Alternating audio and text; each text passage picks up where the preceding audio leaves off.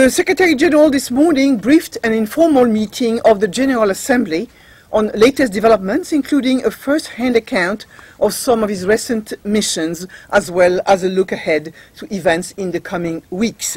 The remarks were made available to you. The Secretary General noted that he had traveled to Geneva, where he addressed the conference on disarmament. There, he had stressed the need to break the stalemate that has persisted for more than a decade. In his speech today and in a statement issued Friday, the Secretary General welcomed that members of the conference have done just that by adopting a program of work after 12 years at an impasse. This augurs well for developments in the field of disarmament and non-proliferation, he said. But he said he deeply regrets that the Democratic People's Republic of Korea is choosing to go in a negative direction.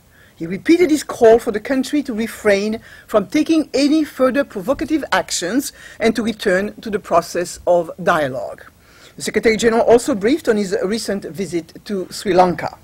He noted that he had consistently and repeatedly raised the strongest concern over civilian casualties. In regard to some reports in the media, he said the final total is not yet known.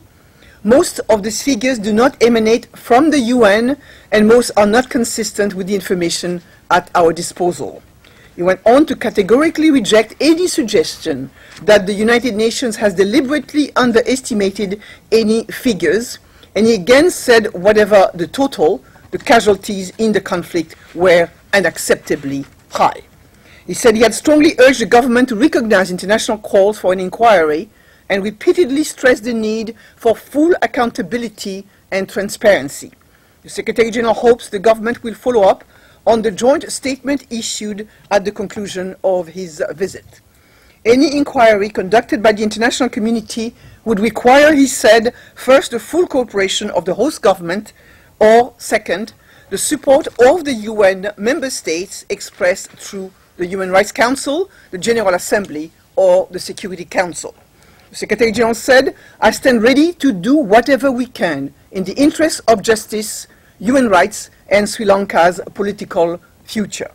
On Pakistan, which is witnessing one of the largest, fastest displacements the world has seen in the past 15 years, he reported that some 2.4 million people in the Swat Valley have fled their homes, including nearly 2 million in the past 3 weeks. Noting the immense human suffering, he said that only 1/5 of a $543 million appeal has been received. He warned that if we do not get the rest of the funds, we will have to start cutting services. The Secretary General also flagged important occasions in the weeks ahead, including the planned launch of the G8 summit in Italy, of the UN's Global Vulnerability Alert, which will provide real-time information on the social effects of the economic crisis worldwide.